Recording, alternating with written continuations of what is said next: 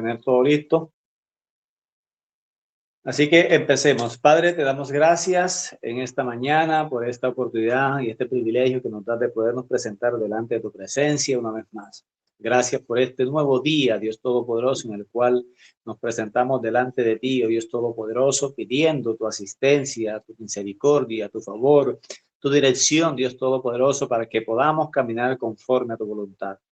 Abre nuestro entendimiento, nuestra mente, quita el velo de nuestros ojos para que podamos ver tu palabra, destapa nuestros oídos para que tu palabra penetre a lo más profundo de nuestro ser y podamos, Dios Todopoderoso, caminar conforme a tus instrucciones para la gloria de tu nombre, Dios. Hoy presentamos delante de ti, oh Dios Todopoderoso, a nuestro pastor, su familia, nuestras vidas, a cada una de nuestras familias, pidiéndote, Dios Todopoderoso, que tú seas, Padre Celestial, glorificándote en medio de nosotros, derramando tu favor y tu misericordia sobre nuestras vidas y mandando, Dios Todopoderoso, tu bendita palabra para nosotros, para que seamos fortalecidos para la gloria de tu nombre, Padre. Quédate con nosotros, Dios, en esta mañana, para poder, Dios, deleitarnos en tu presencia y recibir tu bendición para la gloria de tu nombre, Padre. Muchas gracias en el nombre de tu Hijo amado Jesucristo, el Mesías. Amén. Bien, esta semana hemos empezado el ciclo del estudio de la Torá, la Besorá y la Haftará, y es maravilloso porque ya empezamos a ir engranando todo. Y cuando nosotros estudiamos la semana pasada la última parashá, la número 54, esta última parashá hace una conexión sumamente importante con la primera. Les compartía yo la semana pasada que esta parashá, la número 1, se comparte en la fiesta de Seminiat Sheret, el último y gran día de la celebración de la fiesta de Sukkot. Después de los 7 días de Sukkot, un día adicional, en este día adicional se comparte la Haftará y aquí se hace la conexión de empezar un nuevo ciclo. Al finalizar este ciclo de la Torá, estamos empezando un nuevo ciclo. Por lo tanto, es necesario que nos dispongamos y también nosotros nos desprendamos de todo el pensamiento romano y griego que hemos heredado y que hemos recibido de la palabra, y que esto ha impedido que nosotros podamos tener mayor profundidad en la comprensión de las escrituras. Entonces, es muy importante que tengamos en cuenta que el pensamiento hebreo es un pensamiento circular, va en un ciclo, que las escrituras son cíclicas o circulares, que van circulando, y aquí lo vemos con todo este ciclo del estudio de las parashá, de la palabra, la Torá. Empezamos hoy en la parashá número 1 en esta semana, finalizamos con la parashá número 54 y otra vez empieza el ciclo, y empieza el ciclo profético de las fiestas solemnes del Todopoderoso. Entonces ya nos empezamos a proyectar y a preparar para el siguiente ciclo profético de la Pascua, de panes sin levadura, del Reshit y Pentecostés, y así a su vez con el último ciclo de las fiestas solemnes del fin de año, que son las trompetas, el Purim o Yom HaKippurim, y la última y gran celebración, que es la fiesta de los tabernáculos. Entonces, como les decía, que el pensamiento hebreo es circular, cíclico, nosotros debemos, por lo tanto, debemos estar pensando de esta manera, que hemos empezado un nuevo ciclo. Entonces, cuando nosotros vemos en las traducciones que más utilizamos, son las traducciones griegas, y esto a su vez compartía Jake en su momento cuando hacía la introducción al estudio del libro de Marcos, y en este caso de de Marco hablaba de que en cierto momento de la historia, un emperador de Roma, él eliminó todo indicio de las escrituras en hebreo y establecieron las griegas para romper la conexión que hay tan importante entre lo hebreo con lo que nosotros estamos recibiendo hoy. Y todas las versiones y la gran mayoría de las versiones fueron traducidas del griego al español y no directamente del hebreo al español. Hoy cuando nosotros empezamos a buscar y empezamos a ver todo esto de que hacemos la traducción del hebreo al español, podemos ser enriquecidos, estamos comprendiendo a profundidad las escrituras y empieza con la escritura. Cuando nosotros vemos Génesis, aparece Génesis y esta palabra es una palabra griega que viene o viene del griego y significa creación, nacimiento, principio.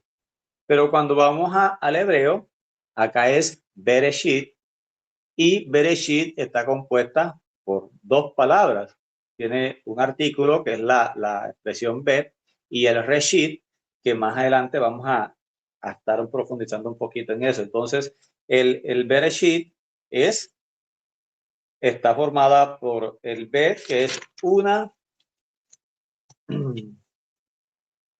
proposición y hace hincapié que no hay que pasar por alto esta expresión, que no hay que pasar por alto esta expresión o esta preposición que traduce o que significa en, entre, dentro de, a causa de, por o para.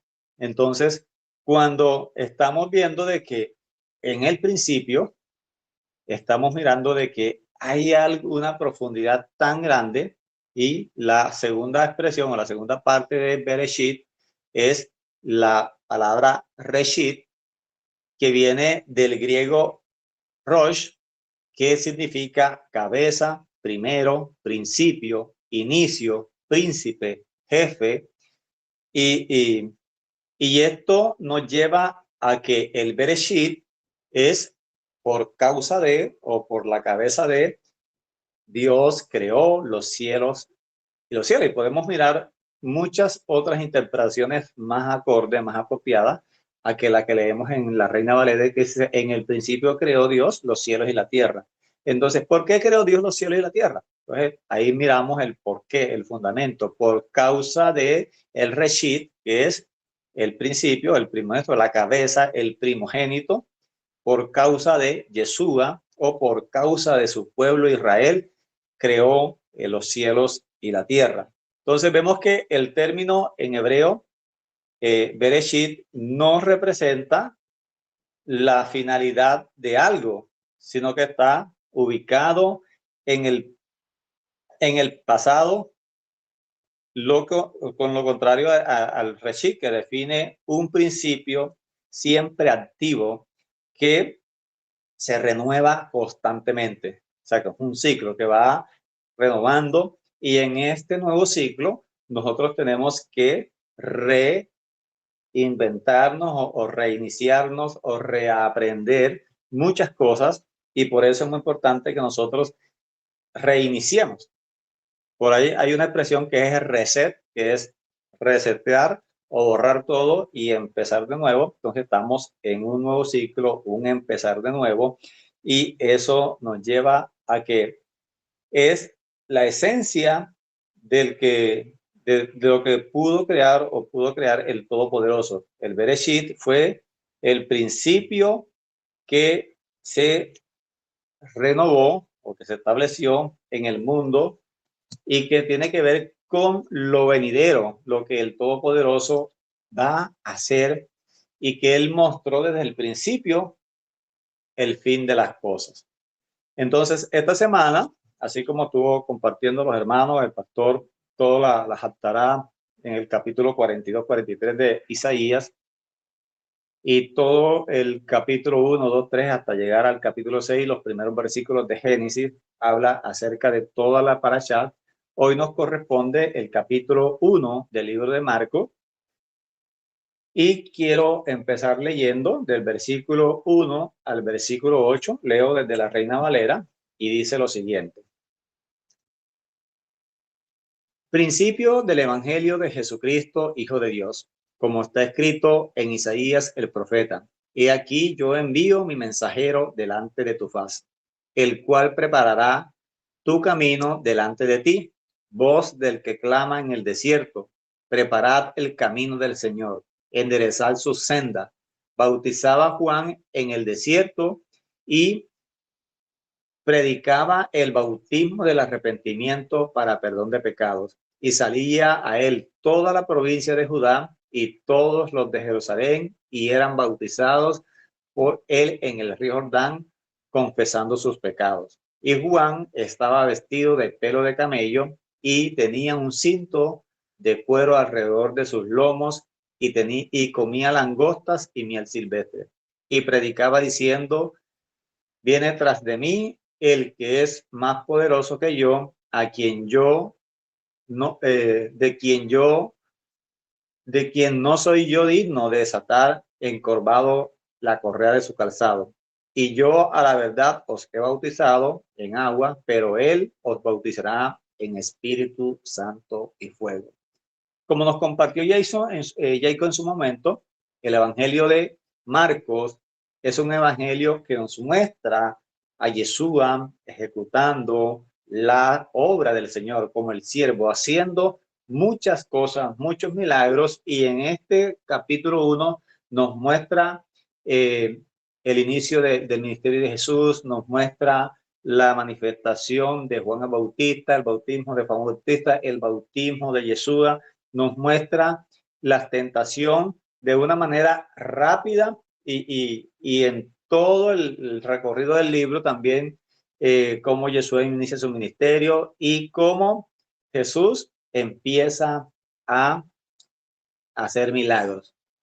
Todo esto lo muestra todo el capítulo 1 de una forma rápida, no tiene la misma profundidad de pronto de Mateo o de Lucas, de los otros evangelios, porque la finalidad de Marcos es mostrar las obras que Yeshua hace y muestra muchos milagros y muestra cosas que no muestran los otros evangelios. Entonces, vemos que tenemos que ubicarnos también en el contexto de la época, el primer siglo, donde en esa época existían grupos religiosos, existían corrientes de pensamiento en cuanto a la interpretación de las escrituras, y todos esos grupos marcaban unas pautas. Entonces, dice que en el principio, verso 1, el principio del Evangelio de Jesucristo, Hijo de Dios. Entonces, aquí en este texto, como les decía, el principio, el Bereshit, el Bet Reshit. Entonces, vemos de que nosotros en el principio, ¿por qué en el principio?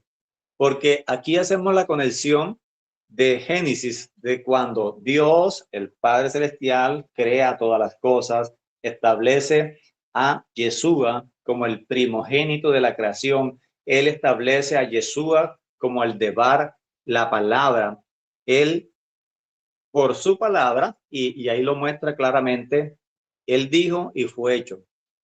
Él desde el principio creó todas las cosas, y el principio del Evangelio de Jesús. Entonces, cuando miramos en otras versiones, dice que en el principio de las buenas nuevas de Yeshua HaMashiach, dice la versión Kadosh, vemos que aquí se nos muestra ya un contexto más profundo. Entonces, lo primero que quiero resaltar aquí es qué es el Evangelio. El Evangelio hoy por hoy, cuando se dice el Evangelio, se nos da un contexto de que todo el Evangelio significa de que Jesús murió por nuestros pecados y resucitó. En eso enfocan el significado del Evangelio, pero no es así. En el momento en el cual los discípulos están recibiendo la palabra de parte de los profetas, aún del mismo Yeshua, Jesús no ha muerto y él no está dando ese mensaje. Todo lo contrario, el mensaje de evangelio son las buenas nuevas, las buenas noticias, y que de esas buenas noticias ¿cuáles eran? Que las personas procediesen al arrepentimiento, hicieran teshuvá y regresaran a las instrucciones de el Todopoderoso, del Padre Celestial. Entonces, eso es el Evangelio, es volver a las instrucciones del Padre Celestial, vivir conforme a sus mandamientos y creer en Yeshua como el Mesías enviado por el Todopoderoso para salvación y redención de nuestras vidas. Entonces, hablábamos la semana pasada que el fundamento del reino de los cielos es Yeshua como el Mesías, Moisés, que representa la Torá o los mandamientos del Todopoderoso, y Elías, que representa los profetas y el llamado que Dios hizo y ha hecho al pueblo a través de los profetas. Entonces, vemos que este es el fundamento del reino de los cielos. Entonces, el reino, ¿qué implica un reino? Implica que hay un sitio, una identidad. ¿Y cuál es el reino? Israel. Israel siempre ha sido el pueblo de Dios, fue escogido por Dios y será el pueblo de Dios. Entonces, Israel es el reino. Eso significa o eso implica de que para ser un reino debe tener una constitución nacional, o para ser reconocido como un estado o como un país, debe tener ese estado, ese país o ese reino unas leyes que lo ubiquen como una nación libre y soberana. Entonces, ¿cuál es la constitución nacional de Israel? La Torá. Entonces, todos aquellos que hacemos parte de su pueblo, nuestra constitución es la Torá. Debe tener un territorio donde vive, y esto nos lleva a la tierra prometida que el Padre Celestial de antemano, desde la antigüedad, desde los patriarcas, le prometió a Abraham que le daría toda la tierra para que su pueblo morase allí. Entonces tenemos una tierra prometida, un territorio, y además de esto debe haber un rey o un primer ministro o un presidente, como le quieran llamar, y el rey de Israel es Yeshua HaMashiach, Jesucristo, es el Mesías, ese es el rey. Entonces, vemos que él ejercía esa unción regia, ese ministerio, y empezó a divulgar las buenas nuevas del reino, el principio de las buenas nuevas de Jesucristo, el Hijo de Dios, fue establecido conforme a la palabra, y él empezó a mostrar todo esto, y vemos de que Jesús enseñaba, era Torah, enseñaba la escritura conforme a como el Padre Celestial la había establecido a través de Moisés, y le daba la interpretación apropiada y correcta de que él es el rey, el enviado de Dios, el que había sido profetizado por Moisés, el cual todos debían escuchar y obedecer, y él nos llevó a eso, a poder escuchar su palabra y poder obedecer sus instrucciones que ha establecido. Entonces vemos, verso 2, dice que como está escrito en Isaías el profeta, he aquí yo envío mi mensajero delante de tu faz, el cual preparará tu camino delante de ti. Entonces, ¿quién es este mensajero? ¿De quién está hablando aquí? Está hablando nada más y nada menos que de Johanán ben Zacarías, de Juan el Inmersor, el Bautista. Él fue el último profeta que Dios levantó, y que él preparó todo el escenario para que cuando Yeshua se manifestara al pueblo de Israel, ellos pudieran creer al el mensaje de Jesucristo, al mensaje del Evangelio. Entonces vemos que Juan fue levantado por Dios, y vemos toda la historia de Juan el Bautista. Estando su padre Zacarías ministrando en el templo, le tocó en suerte quemar el incienso, y cuando entra al altar a quemar el incienso, se le aparece el ángel Gabriel y le dice: tus oraciones han sido escuchadas, tus oraciones han sido escuchadas, y como señal de esto vas a tener un hijo, le vas a poner por nombre Juan. Y el profeta, en este caso Zacarías, no cree al mensajero. Él le dice: por cuanto no has creído, vas a quedar sordo y mudo, hasta que se cumplan todas estas cosas. Sucedió así, transcurrió el tiempo, terminó su servicio, regresa a su casa. Su esposa Elizabeth queda embarazada. Ambos ya eran viejos, ancianos, eran ya avanzados en años, ya su esposa había perdido la costumbre de las mujeres, y viene el milagro del Todopoderoso. Ellos no estaban orando ya porque Dios le diera un hijo, porque ya estaban viejos, sino porque el tiempo del Señor se cumplía, como lo vamos a mirar dentro de un ratico. Entonces Dios envía a Juan el Bautista, que es buscado por Herodes y por toda esta gente para matarlo, pero es llevado por sus padres al desierto y es criado en el desierto por uno de los grupos que existía en esa época. ¿Cuáles fueron? Estaban los herodianos, estaban los fariseos, estaban los saduceos, estaban los celotes, estaban todos estos grupos, incluyendo los esenios, y allí en el desierto estaban los esenios, que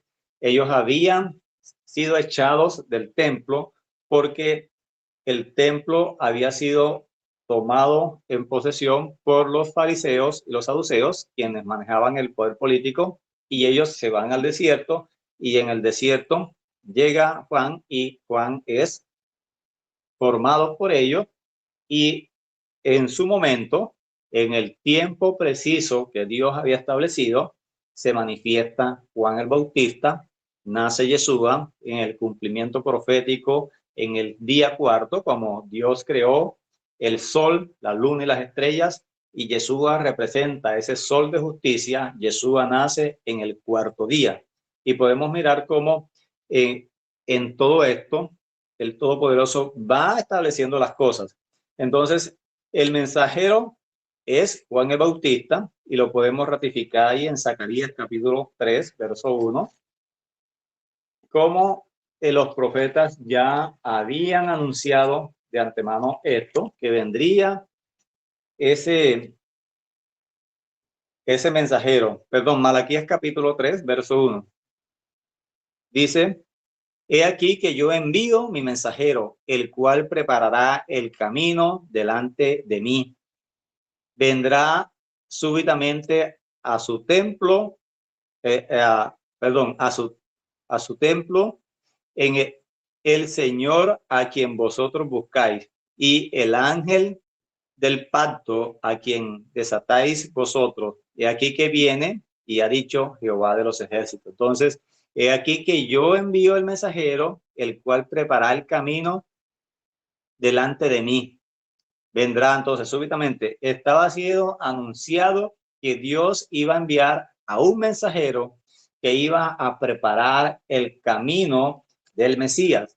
Y en Isaías capítulo 40 nos habla más en detalle acerca de el cumplimiento del tiempo, que el tiempo, cuando se manifiesta, o en este caso cuando nace Juan, es el cumplimiento del tiempo. Dice entonces, capítulo 40 de Isaías, dice: consolaos, consolaos, pueblo mío, dice vuestro Dios. Hablad al corazón de Jerusalén, decidle a voces que su tiempo es ya cumplido, que su pecado es perdonado, que el doble ha recibido de la mano de Jehová por sus pecados. Entonces, el tiempo se cumplió. En ese momento, cuando el Todopoderoso manifiesta el mensaje a través de Juan el Bautista, de Johanán, es el cumplimiento profético de que el tiempo se ha cumplido. Llegó, y por eso empieza diciendo: consolaos, consolaos, pueblo mío, dice vuestro Dios. Hablad al corazón de Jerusalén y de Israel, que se ha cumplido el tiempo.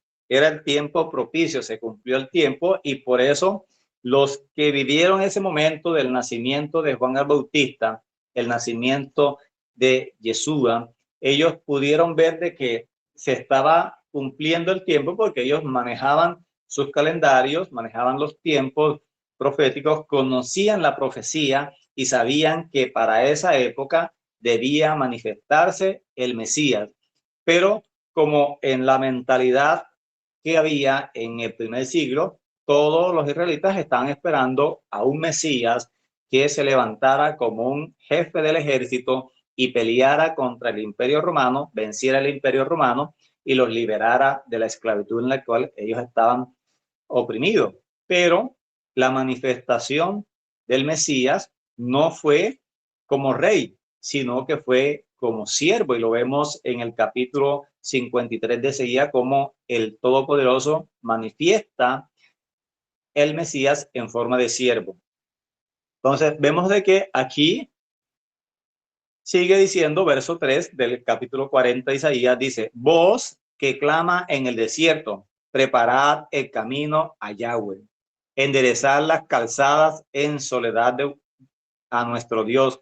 Todo valle será alzado, bajese todo monte y collado, y lo torcido se enderece, y lo áspero se allane, y se manifestará la gloria de Yahweh, y toda carne juntamente la verá, porque la boca de Jehová ha hablado. Entonces, se estaba dando el escenario. Juan empezó a predicar el evangelio, el mensaje del evangelio, que no es más que el llamado a hacer teshuvá y regresar a las instrucciones del Todopoderoso, volver a los mandamientos, volver a las instrucciones del Padre Celestial, y de esa manera se estuvo dando por todos los profetas, pues el mismo mensaje de los profetas fue el arrepentidos, porque el reino de los cielos se ha acercado.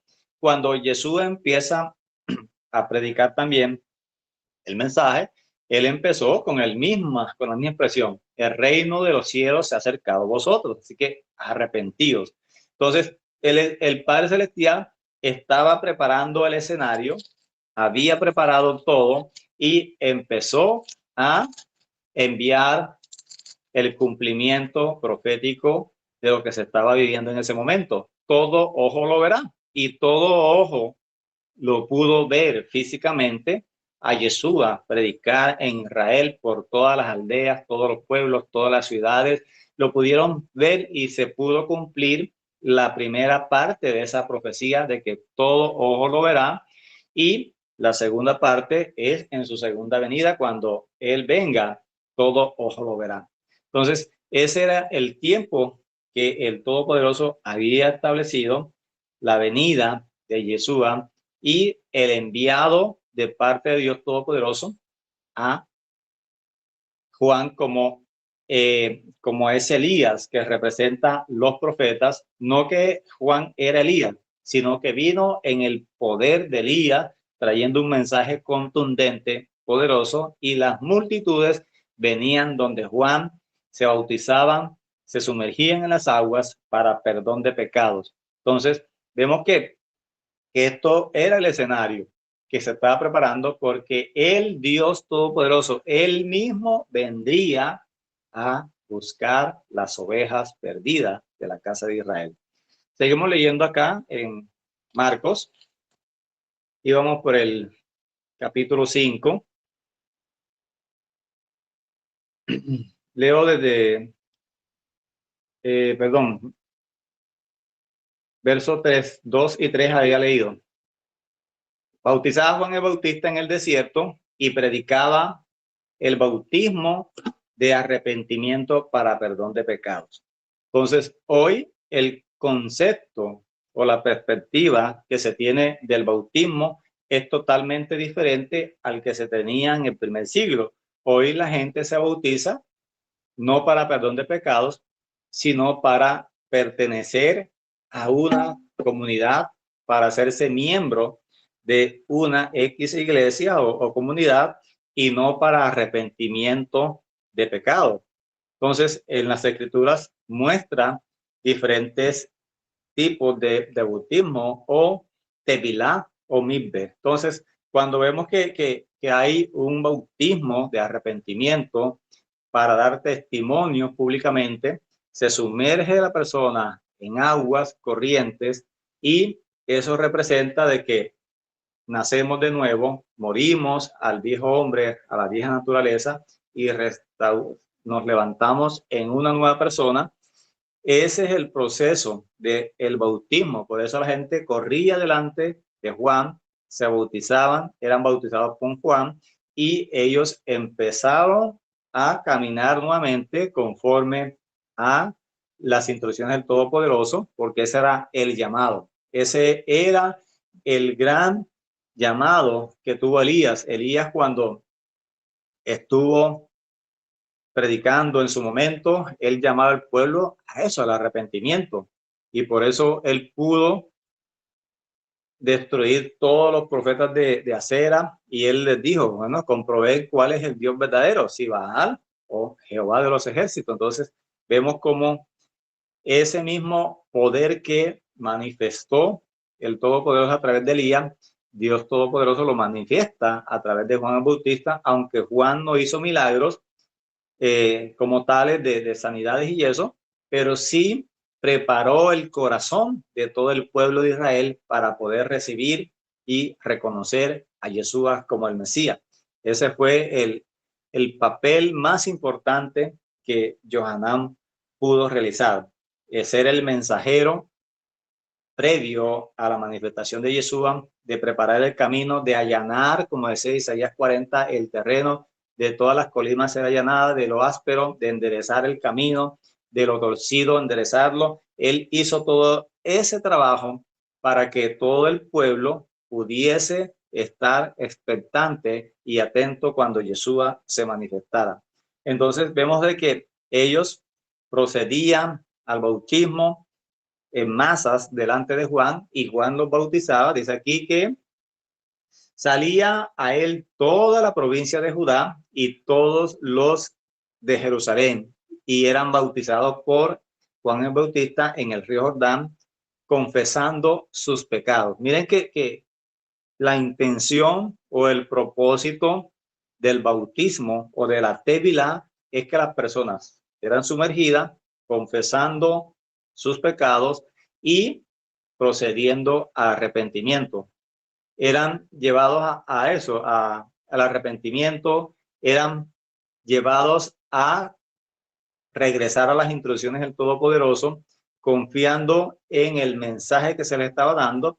Y Johanán lo hacía, venían multitudes, pero así como venían multitudes, Johanán también los confrontaba, les decía, en este caso a los líderes religiosos, generación de víboras, quien les enseñó a huir de la ira venidera del Todopoderoso. Sigue diciendo, verso 6, Juan estaba vestido de pelo de camello y tenía un cinto de cuero alrededor de sus lomos y comía langostas y miel silvestre. Entonces, vemos que si nosotros no andamos en el contexto de las cosas, siempre nos van a sacar los textos del contexto y nos van a establecer doctrinas incorrectas. Entonces, aquí habla de langosta, y cuando habla de langosta no está hablando de las langostas que nosotros conocemos, sino que está hablando de otra cosa. Entonces, cuando profundizamos en esto, en la época del primer siglo, en Israel había un tubérculo, una hortaliza que era llamada langosta. Por su forma, era muy común, muy abundante, y todos la comían.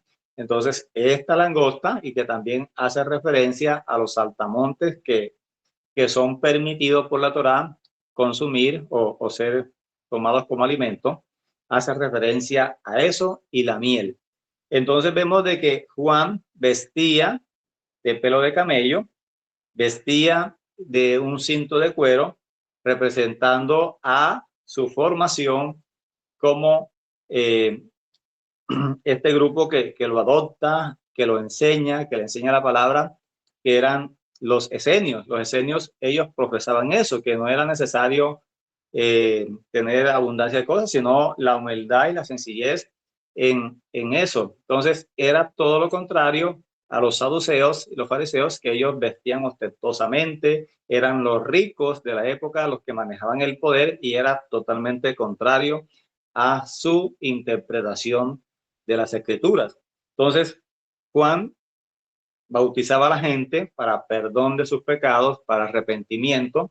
Él vestía humildemente y él caminaba también en el poder de Dios y había recibido la instrucción del Padre Celestial, el que lo había mandado a bautizar, y le había dado las señales precisas de cómo identificar al Mesías, el cual iba a venir después de él. Y aquí dice, y predicaba diciendo, viene tras de mí el que es más poderoso que yo, a quien no soy digno de desatar encorvado los cordones de su sandalia. Entonces, él sabía que estaba preparando el camino al Mesías. Él sabía que lo iba a identificar cuando se cumpliera la señal que recibió del Padre Celestial. Él sabía de que era más poderoso que él y era primero que él y era mayor que él. Entonces, vemos en los textos paralelos que cuando Yeshua se presenta delante de Juan el Bautista para que se bautice, para bautizarlo, Juan el Bautista empieza a hablar con él, a decirle de que no, que él necesitaba ser bautizado por Yeshua y Yeshua lo ubica y lo direcciona a las escrituras y él le dice, no, así no es, es necesario que se cumpla toda escritura, que hagamos las cosas como está establecido y él le bautizó y cuando le bautizó dice que el Espíritu Santo desciende en forma de paloma sobre Yeshua y Juan el Bautista lo puede ver y pudo testificar diciendo, he aquí el Cordero de Dios que quita el pecado del mundo. Entonces, esto y todo lo que estos versos hablan acerca de eso, lo muestra la escritura, lo muestra y lo testificó Juan cuando se le interrogó, ¿quién eres tú? Danos respuesta para poderle llevar respuesta a los que nos enviaron. ¿Eres tú el Mesías? ¿Eres tú el profeta? ¿Eres tú el enviado? Y Juan ratificó y confirmó, no, yo no soy. Yo simplemente soy la voz de uno que clama en el desierto y que he recibido una instrucción del que me envió a llamar a la gente que venga al arrepentimiento, que vuelva a las sendas antiguas, que vuelvan a los caminos del Señor. Entonces, vemos cómo Juan hace su tarea, él cumple con su ministerio, prepara el camino del Señor y cuando Yeshua se manifiesta, empieza a hacer bienes a todo el pueblo. Entonces, dice que todos eran bautizados por Juan en multitudes. Venían cientos y cientos de personas a bautizarse al río Jordán y eran bautizados por Juan, los sumergía en el agua para perdón de pecados. Verso 9 dice, aconteció en aquellos días que Jesús vino de Nazaret a Galilea y fue bautizado por Juan en el Jordán. Luego, cuando subía de las aguas, vio abrirse los cielos y al Espíritu como paloma que descendía sobre él. Y vino una voz del cielo que decía, tú eres mi hijo amado, en ti tengo complacencia. Entonces, cuando estudiamos la parashá anterior, que veíamos la transfiguración, que veíamos cómo Yeshua se muestra delante de los discípulos, también vino esa nube y les dio ese mensaje, ese mismo mensaje, este es mi hijo amado en quien tengo complacencia, a él oír, escucharlo y obedecerlo, hagan todo lo que él diga. Entonces vemos cómo la palabra se seguía ratificando, en este caso a los discípulos que le estaban ratificando y confirmando que Yeshua era ese Mesías, que Yeshua había sido el enviado por el Todopoderoso, que era la palabra del Todopoderoso encarnada, hecha carne, manifestada a los hombres, que es la imagen visible de ese Todopoderoso invisible. Entonces vemos cómo él nos muestra eso en la escritura, cómo Yeshua llega humildemente cumpliendo toda escritura y todo ya estaba preparado, todo el escenario estaba listo, todo estaba dándose cumplimiento, que el tiempo del Señor se había cumplido y de esa manera Jesús pudo cumplir todo. Entonces, dice que Aquí pasa rápidamente, después del bautismo de Yeshua, es llevado por el Espíritu al desierto y en el desierto fue tentado en todo por Hasatán y de allí regresó a ejercer su ministerio. Entonces dice, versículo 12 dice, luego el Espíritu le impulsó al desierto y estuvo allí en el desierto 40 días y era tentado por Satanás y estaba con las fieras con las fieras y los ángeles le servían. Entonces vemos que aquí Marcos no profundiza en el tema, sino que él va mostrando cada uno de los acontecimientos de una forma rápida, porque él no fue un testigo ocular, el que no pudo ver todo esto. Él fue un discípulo de Pedro, quien pudo recopilar toda esta información de todos los relatos que Pedro le compartió, de todo lo que Pedro le enseñó, y él pudo plasmar todo esto y pudo plasmar el pensamiento de Pedro en este libro y pudo manifestar toda esta manera de la concepción, como él pudo captar al Mesías, como ese siervo. Entonces vemos que allí lo muestra y en su momento pudimos hablar de cómo Yeshua fue al desierto por 40 días, redimiendo al pueblo, restaurando al pueblo. Cada uno de los 40 días fue un año de los 40 años que vivió en el desierto. Yeshua estuvo restaurando todo eso, fue tentado en todo y vemos cómo Yeshua fue puesto a prueba y cómo él a través de la Torá, confrontando y estableciendo la Torá en su propia vida, pudo vencer a Satanás y pudo él alejarse y regresa lleno del Espíritu de la verdad, Espíritu del Todopoderoso y empieza a ejercer su ministerio. Verso 14 dice que después que Juan fue encarcelado, Yeshua vino a Galilea y predicando el evangelio del reino, diciendo el tiempo se ha cumplido y el reino de Dios se ha acercado. Arrepentir, Dios, y creer en el evangelio. Entonces, miren que el evangelio, esta expresión, esto no es de hoy, es antiguo.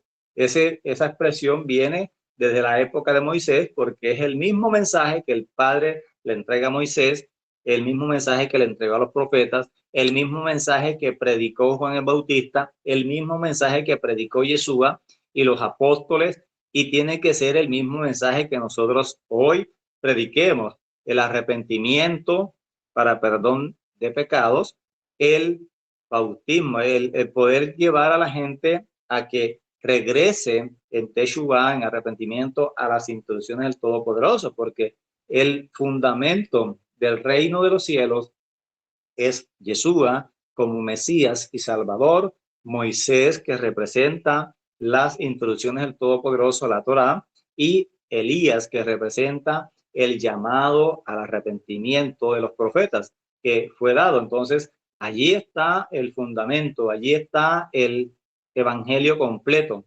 no lo que se nos enseñó de que Jesús simplemente en una versión resumida en que Jesús murió por tus pecados y resucitó, pues eso es parte del propósito, pero no es el mensaje completo del evangelio. El evangelio se predicó desde antes. El evangelio es que nosotros vivamos una vida conforme a las instrucciones del Todopoderoso, que nosotros podamos estar sumergidos en la presencia de Dios, en obediencia, siguiendo sus instrucciones, guardando sus mandamientos, creyendo en Él, porque aquí dice que creer en el evangelio. Entonces, ¿qué es el evangelio? Podemos seguir preguntándonos. Entonces, el evangelio es ese mensaje que se le dio a Moisés, que nosotros debemos guardar todas sus instrucciones, decretos, mandamientos, instrucciones que sigan vigentes, y creer en el que se iba a levantar como Moisés, que iba a hablar las palabras que salieran de la boca del Todopoderoso. A ese debíamos creer, a ese debíamos obedecer, a ese debemos nosotros seguir, y que el tiempo fue cumplido, se cumplió el tiempo de la manifestación de Yeshua a su pueblo, y hoy vemos cómo ese tiempo se está cumpliendo también. Hoy vemos cómo ya estamos en la recta final del cumplimiento de los tiempos, y vemos cómo ya estamos en los tiempos finales, donde el Todopoderoso está reuniendo a su remanente, tanto de Judá como de la casa de Israel, y un día va a unir las dos casas. Entonces vemos cómo Él hace ese llamado a que se arrepientan, a que crean en el Evangelio, porque el tiempo se ha cumplido. Entonces vemos cómo Yeshua sigue manifestándose. Dice que andando junto al mar de Galilea, verso 16, vio a Simón y Andrés, su hermano, que echaban las redes en el mar porque eran pescadores, y les dijo Jesús: venid en pos de mí y os haré que seáis pescadores de hombres. Entonces ellos, dejando sus redes, le siguieron. Entonces vemos cómo él avanza rápidamente, el escritor del libro avanza rápidamente, no se detiene mucho en la confrontación que vemos en los otros libros de Yeshua con los fariseos y eso, sino que él va rápidamente mostrando todo lo que hace Yeshua de una manera precisa, contundente y rápido de todo. Entonces vemos que Yeshua nos llama para que nosotros también seamos sus discípulos, seamos pescadores de hombres, seamos esos que vamos a ir a las naciones, ir a tirar la red y traer a esos peces. Ya vemos que las aguas o el mar representan las naciones, que los peces representan personas, así que nosotros vamos a buscar eso de parte del Todopoderoso, el cumplimiento de la palabra en nuestras vidas. Entonces, Él sigue manifestando su poder, sigue mostrando los milagros que Yeshua hace de una manera sobrenatural, y Él muestra a Yeshua como ese siervo que vino a hacer la obra del Todopoderoso. Padre, gracias porque en esta mañana nos permites estar delante de tu presencia. Gracias por tu palabra, gracias porque tú eres bueno con nosotros, gracias por tu bondad, por tu misericordia. Hoy nos entregamos en tus manos pidiendo tu bendición para este día, Dios Todopoderoso, para esta semana que va avanzando, Dios Todopoderoso, y que seas tú glorificándote en nuestras vidas de una manera especial. Que el Todopoderoso los continúe bendiciendo, que Él siga derramando su gracia y su favor sobre cada uno de nosotros, en el nombre de Yeshua.